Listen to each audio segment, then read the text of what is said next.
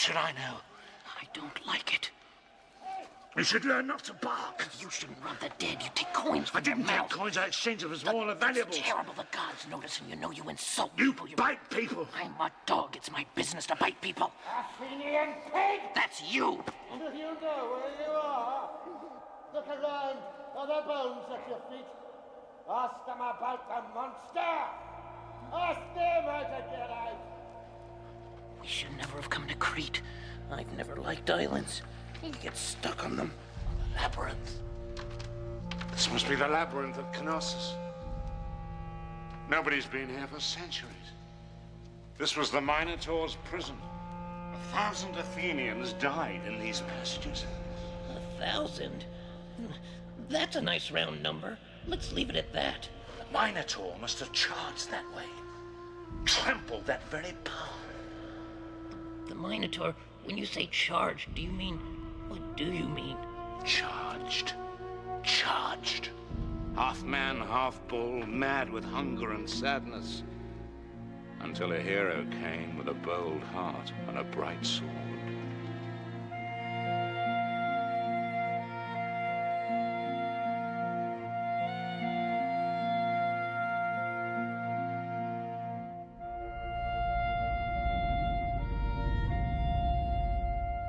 "10 centuries ago, a creature was born, child of a terrible passion, son of a queen, son of a bull. A creature so monstrous, Minos, king of Crete, had this maze built to hide him. Every 7 years, there was a blood tribute paid to Crete. Every 7 years, a black-sailed ship came from Athens. 7 youths in their prime, 7 pure maidens were taken as sacrifice, brought here to the labyrinth, where every passage is a promise broken, every way out is a way in, and where the Minotaur's savage appetite for human flesh could be dealt in the dark. But there was one person who came and went at will in the beast's domain, Ariadne, daughter of Minos the king.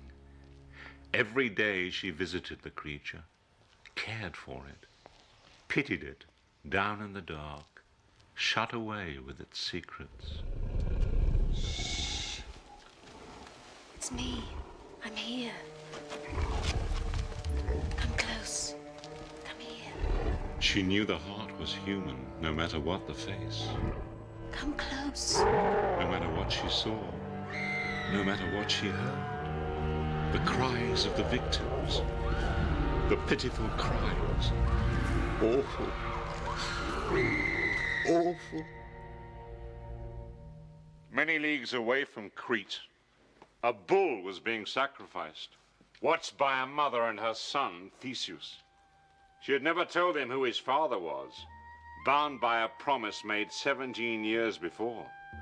Now Theseus was growing up, and she knew that soon he would leave her, just as his father had done before him. Why do you weep? At the bull's death? No. No. Then what? I was thinking of the pine forest, of a rock and the high ground in the forest.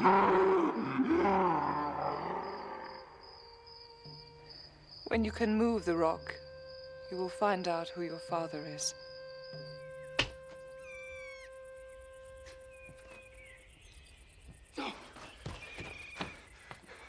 I cannot! Then wait one summer. Why are you happy? Because when you can move the rock, you will leave me. Never. I promise. But Theseus couldn't wait another summer.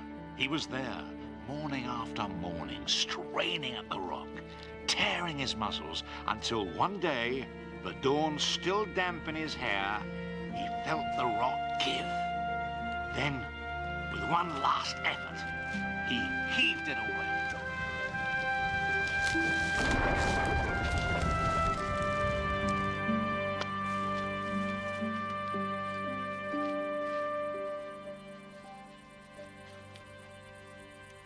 Mother, was my father a great warrior? Your father is a king. Your father is Aegeus, king of Athens. Theseus heard the story of his birth and vowed to go to Athens and make himself known to his father. I will come back. I promise. Go to Athens by sea. Don't risk the coast road. Danger will find you soon enough. Did he go by sea? No, he went by the coast road, plagued by robbers, giants, bandits. On the long journey, he slew Procrustes, Scyron the kicker, Cenas the pine bender, until at last he came to the great fortress of Athens, rising up from the sea. And with the dust of the journey still on his skin, he sought audience with Aegeus, his father.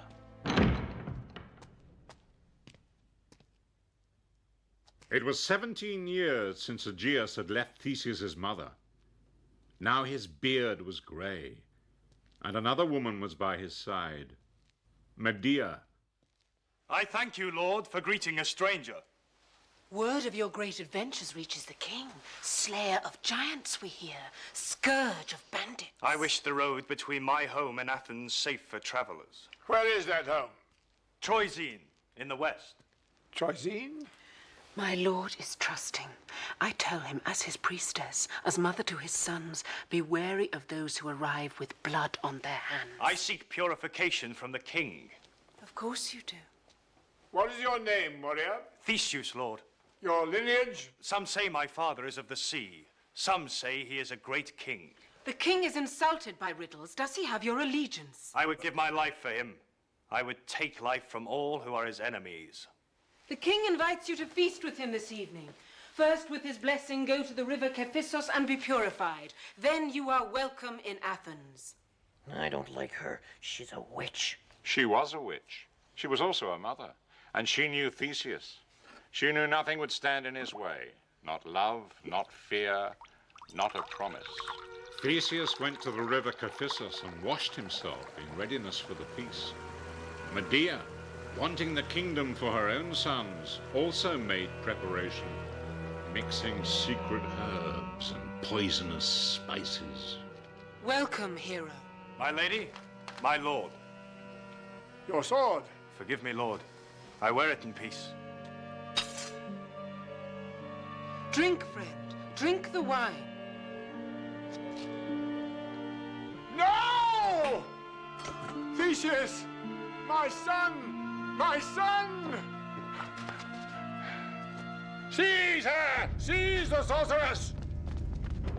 A curse on you, Aegeus of Athens. A curse on your son. You will bring each other nothing but pain and sorrow. Before a year is out, grief will poison you. Spitting out her foul curse, she vanished and was seen no more. But is that true? Did they bring each other nothing but pain and sorrow? Was it terrible? No, no. At first it was wonderful. The king, who had rarely smiled, now laughed. Age dropped from him, and Theseus walked the fortress of the Acropolis with the proud steps of a prince. No, no. At first it was wonderful. There's a but coming up. But there was already a curse on Athens, and the time had come for 14 more of her sons and daughters to set sail for Crete, dressed in the white robes of sacrifice. Stop! Take off the robe. Theseus! Take off the robe! Every 7 years, Father, stretching into the future, our sons and our sons' sons, our wives' daughters and their daughters too, not anymore. Son, don't, I beg you! What is this Minotaur of theirs? Who has seen it? I have. In my dreams I have seen it. It waits for me. And I, Theseus, son of Aegeus, who slew Procrustes and Scyron the kicker and Cenas the pine bender, I will face the monster and rid Athens of its fear. Raise your heads, sons and daughters of Athens. Lift up your hearts. We will return with the head of the beast on our prow. Don't return under the black sail! If you come back safe, hoist a white sail! Son, do you hear me? I shall be watching every day from the cliffs. The white sail, Father! Have no fear, I will return, I promise! A white sail! I promise! And with his promise catching on the wind, Theseus set sail for Crete. And at that very moment, in the heart of the labyrinth, the Minotaur woke from a dream in the dark and howled. Shh. It's all right. It's a dream. Shh. Here. I'll tell you about the world outside. About the light. About the color of the sky. They say the sky's blue, but it's not. It can be 1,000 colors. Pinks, grays, the color of gold, the color of wine. And there are people, families. I'm somebody's daughter. I'm the daughter of a king. I am a sister. You are a son. You are a brother.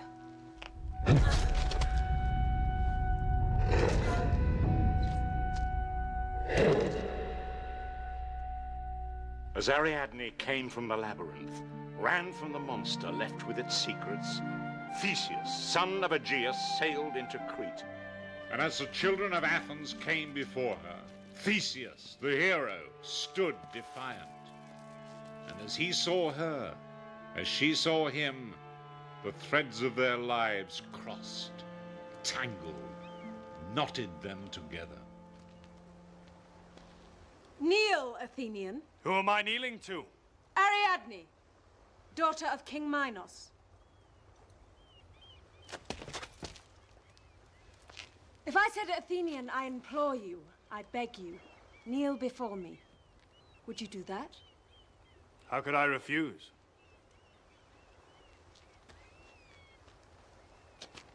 Forehead on the ground as the Egyptians kneel to their kings and queens.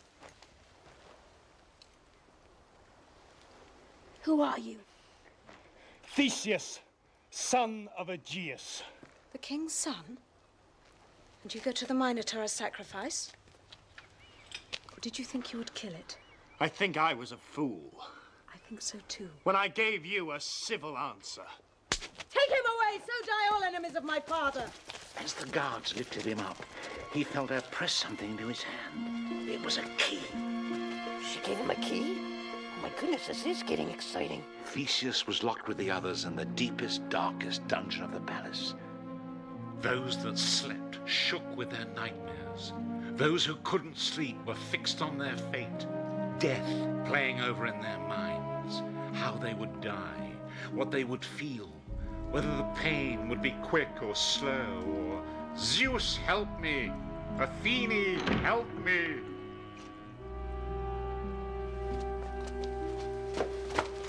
At the far end of the palace, you will come to a great door marked with gold. Go through it and enter the labyrinth. Pay out this ball of twine behind you as you go to guide you on your return. Go forwards and always down. And in the very heart of the maze, you will find the beast. Why do you do this for me? Because the curse on Athens is also the curse on Crete. Because of the way you look at me. How do I look at you? Like this. And like this. Why do you want the Minotaur dead? It shames my family. It shames me. What life does it have in the dark? It's loveless. Don't ask more. Go. Go and kill the beast. Promise me one thing. Promise me if you return, you'll take me with you. I promise. And so Theseus the hero opened the great door to the labyrinth.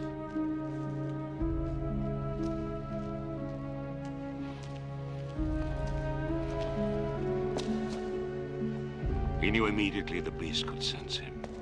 But like a brooding black spider, it could sense the slightest movement in its massive, intricate web. Theseus froze, could hear his own heartbeat. Or was it the beast's? What happened? No, don't tell me.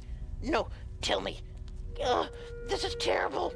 Theseus crept round the next corner, and the next, always forwards, always down, paying out the thread, until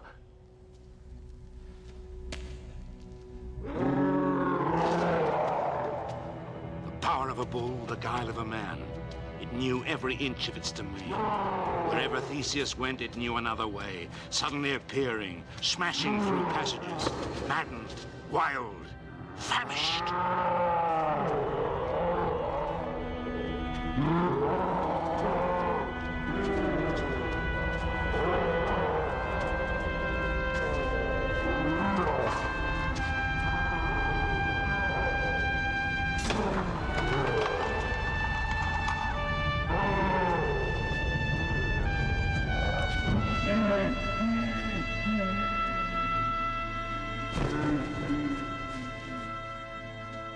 It lay there on the floor, bleeding to death, and Theseus stood above it with his sword. And as he watched, its huge jaws moved, and it seemed to him as if the sounds coming from them were almost human.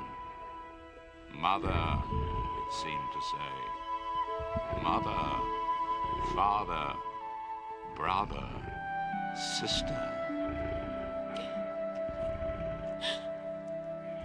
No. Don't kill him. He's my brother.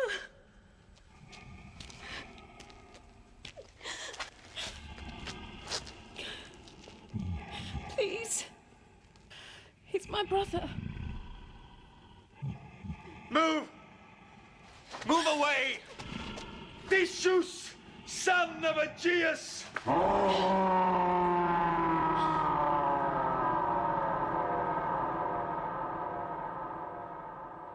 He killed it? He killed it. Oh. Oh, what? Was it really your brother? It really was. That's sad. That's why Ariadne always came here, isn't it? Because she was his sister. That's right. Did Theseus have to kill him? Couldn't he have been tamed? Theseus saw only the beast, saw only the moment when he could hold the horns aloft on the quay at Athens. His father's face, the pride, the hero's welcome. All his life had been for that moment. The birth, the rock, the sword, the labors, all for that moment when he struck off the head of the Minotaur. Within an hour, he was pulling out of the harbor, firing the Cretan ships, heading out towards the open sea, the beast's head wrapped in sailcloth. Did she go with him?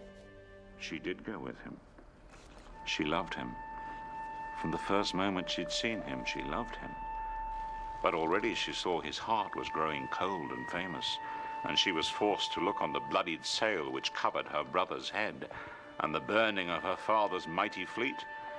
And regret chilled her as she stood and watched Crete recede and fade on the horizon, knowing she could never go back.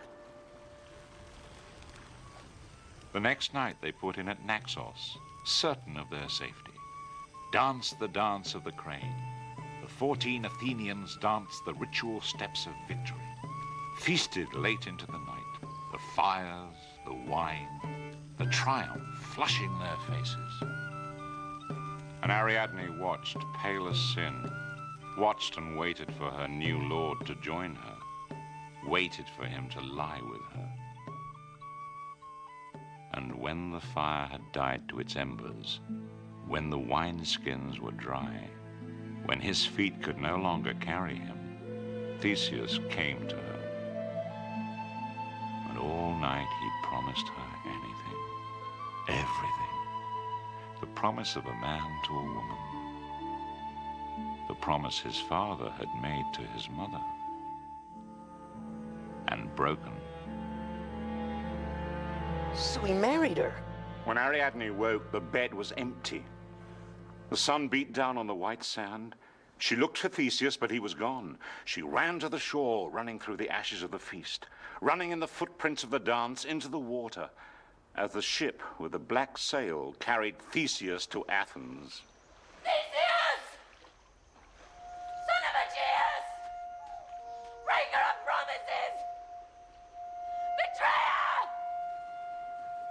But already Theseus's thoughts were elsewhere, puzzling on the beast's head he kept in the sailcloth, now folding, now unfolding, amazed that with each day its features seemed to him more human, more gentle. That was his sail. That was the white sail. He promised he would hoist it on his return. I know. Not wrap the head in it, he promised his father. Aegeus had grown old scanning the distance. He had grown old waiting. And then one day, standing at the edge of the cliffs, he saw a sail approaching. He held his breath. From the altars of my family you lord me. My brother's blood on my hands, faithless one. His eyes were weak, the sun so blinding. At first he could not tell if it were white or black. You carry the beast's poor head with you, but also my heart, my wretched heart, abandoned on this shore, no way back, none forward. I curse you! I curse you! I curse you! His heart broke and he leapt out into the dazzling light of the day, into the sea, which ever after bears his name. I curse your birth! I curse the love I bore for you! You gods who watch all things, hear my cries, mark my tears! Let the sky fall on him, the sea swallow him, the earth drown him! He abandoned me!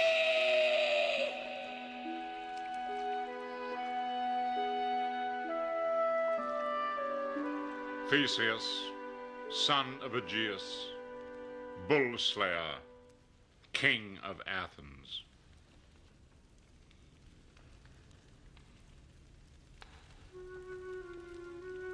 Many nights he would dream of wandering through the winding corridors of his palace, looking as he had done once before for a monster to kill. But in the dream, it was always his mother, or his father, or his wife he killed. And when he caught his own reflection, he had the monster's face,